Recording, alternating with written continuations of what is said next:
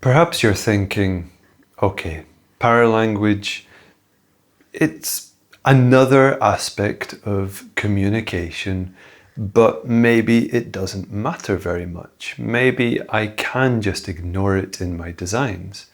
And well, of course, you're an adult, you make your own choices. But I want to try and prove it to you, of course. And I think I can do it with just one word. Just one word to show you why paralanguage matters. It's a word that you hear every day, perhaps all day. And it's different for everybody. And that word is, of course, your name. So, using the example of my own name, Benjamin, I'll show you different ways that can be said and show you why it's important. Okay? So imagine I go to meet my boss. We have a one-on-one and he addresses me like this. Ben, how does that make me feel?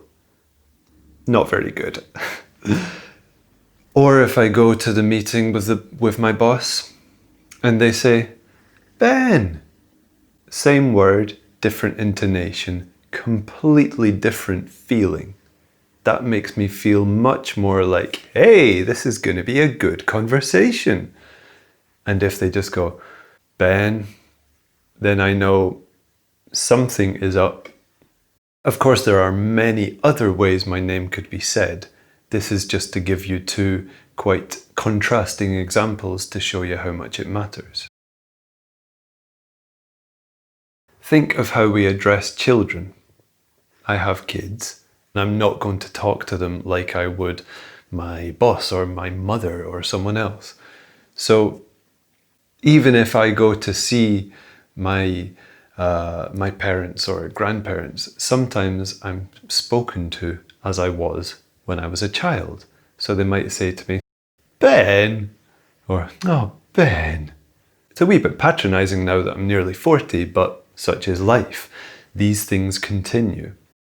And at least I can tell in that tone of voice that they mean well, they're open, they're affectionate, they're caring. Can you remember in school, a teacher might have addressed you in this way? Ben? You've done something wrong, you know it. If they said to you, Ben, completely different feeling again. There can be many more examples. I'm only showing you a few possible scenarios. I'm sure you can think of many situations you've been in where people addressed you in a way that made you feel something, whether it was positive or negative, whether you felt welcome or unwelcome. That is so important in so many different situations. And there can be so many shades of emotion. We express ourselves in so many different, nuanced ways. That's just how we address each other, using our names. How do you think this might relate to brands? Imagine if somebody was speaking to a Facebook voice assistant and they said, Facebook, maybe a notification had popped up at the wrong time and they were quite annoyed. Or if they said it like, Facebook, then they're open, they're willing to speak, they're in a good mood, they want the exchange. So if you think about it, the way we address each other at the start of the conversation says so much. We might just say someone's name.